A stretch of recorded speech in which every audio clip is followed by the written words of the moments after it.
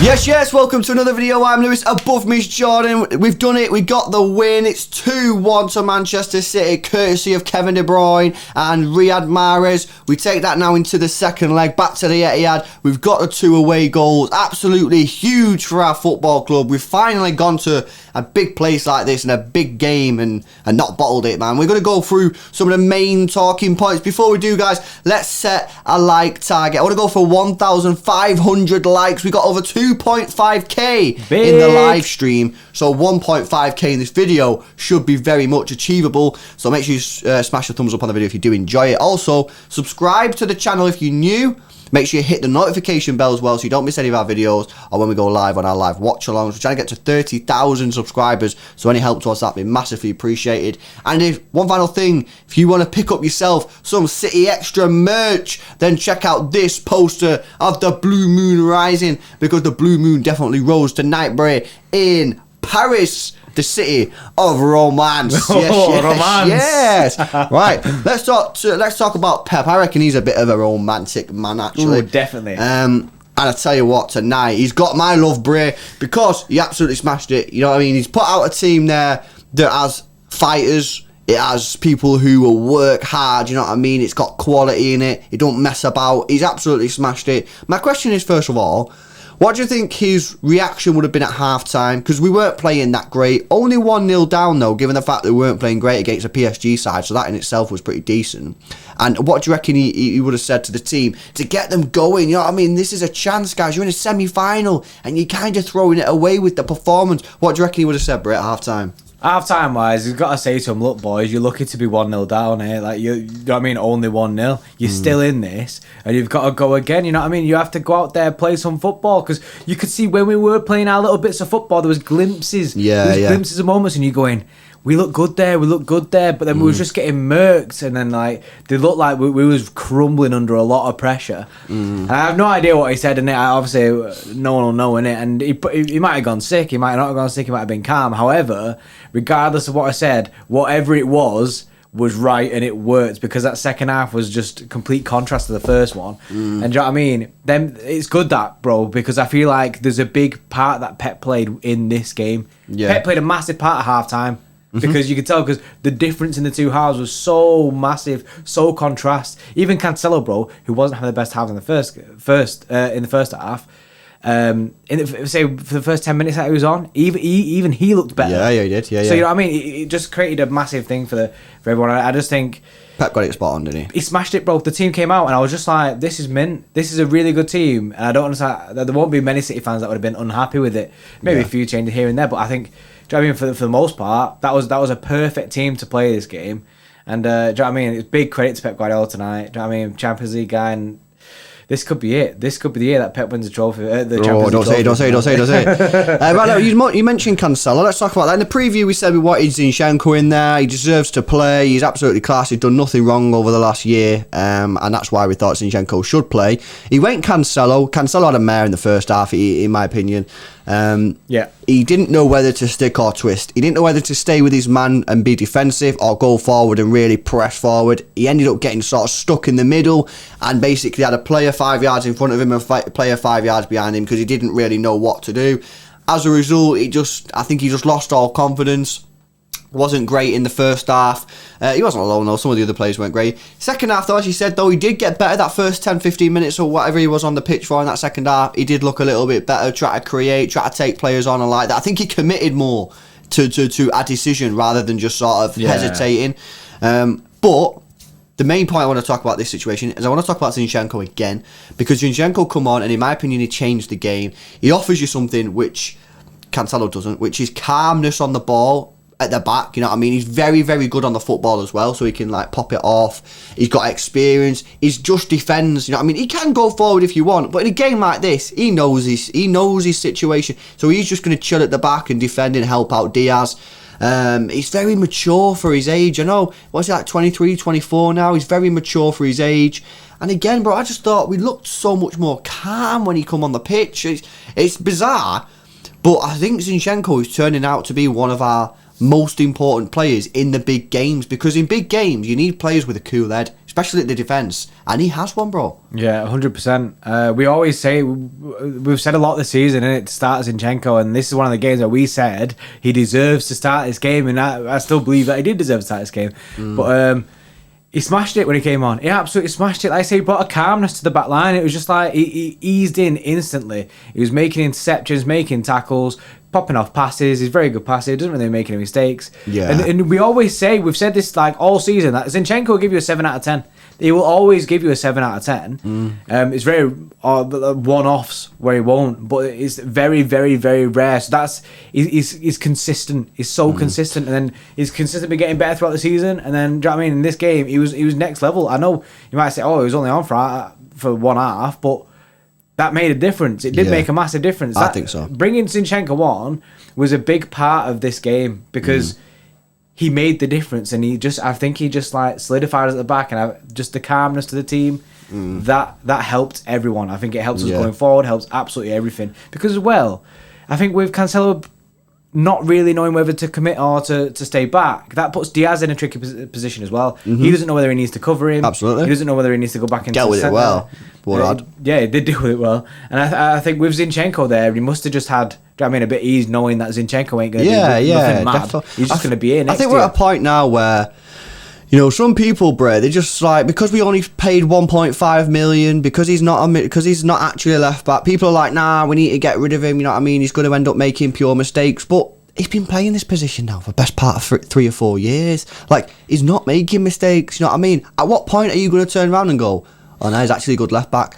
When he retires, when he's 35 and he's been playing left back for 15 years, are you still going to be saying, yeah, but he's not a left back? He is a left back now. Pep has made him into a left back. Sometimes managers change people's positions. Yeah. So Zinchenko, in my eyes now, is a left back. He's our left back. He's min. I don't think we need another left back. I'm quite content with the options that we've got. Zinchenko's world class, bro. Yeah, I think he's min. And he give him a new contract, give him whatever he wants, because he's King Alexander the Great, man.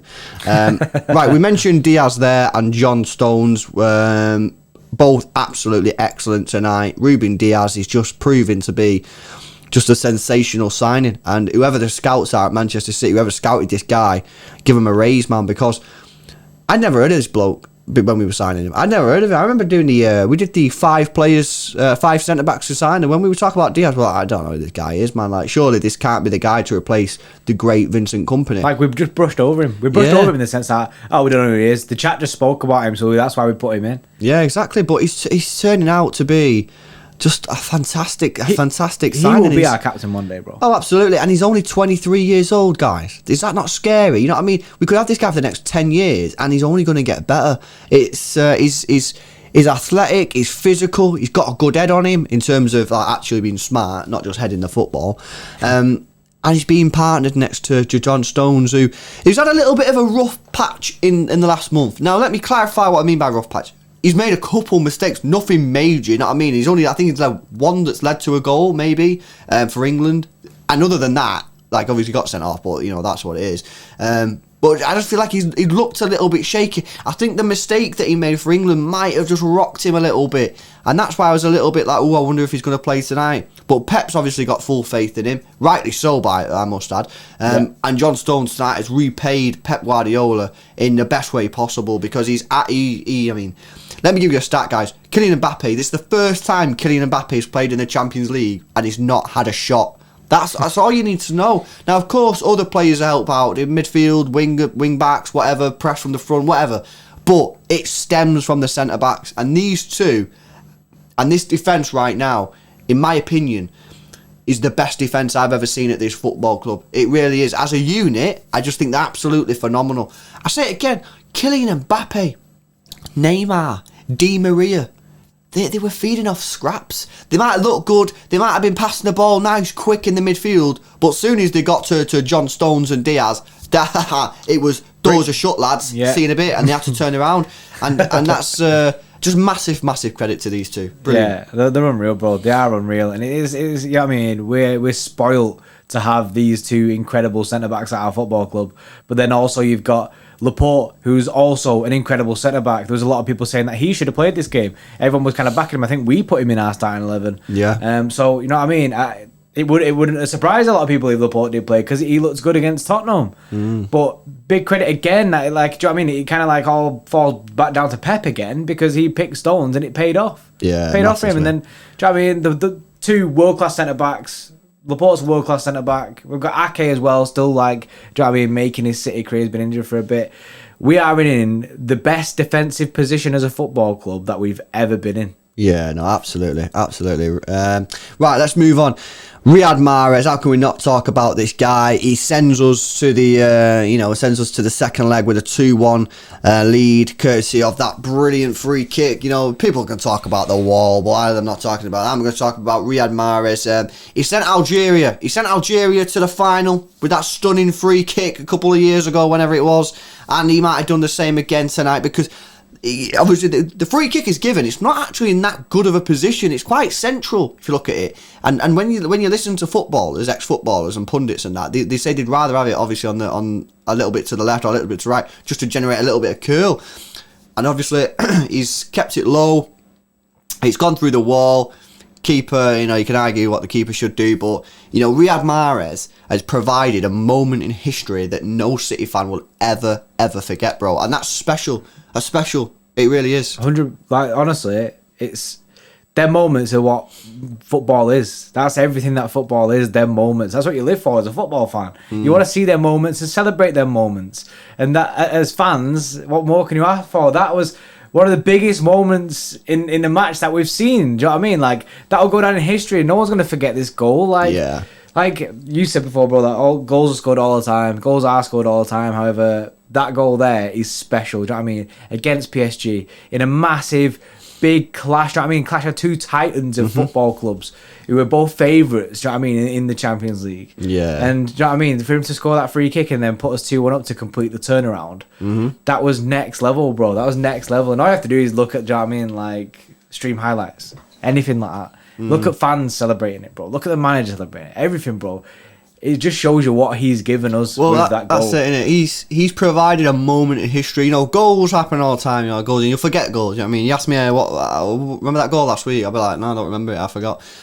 Moments. You remember moments in football. You remember 93-20. You remember the Carlos Tevez free kick against Stoke. You remember Yaya Touré's goal against Victoria Pilsen, because they're brilliant goals. They're a moment where you go, wow, that was incredible. And tonight, I think that is one of their moments. Riyad Mahrez has written himself into the Manchester City history book with that free kick. Right, let's get into the player ratings. These are decided by our extra club members. These are the guys at the bottom of the screen who are in the extra club. If you want to get involved, have your say on these player ratings, become part of the club, then join the extra club. The link is in the description.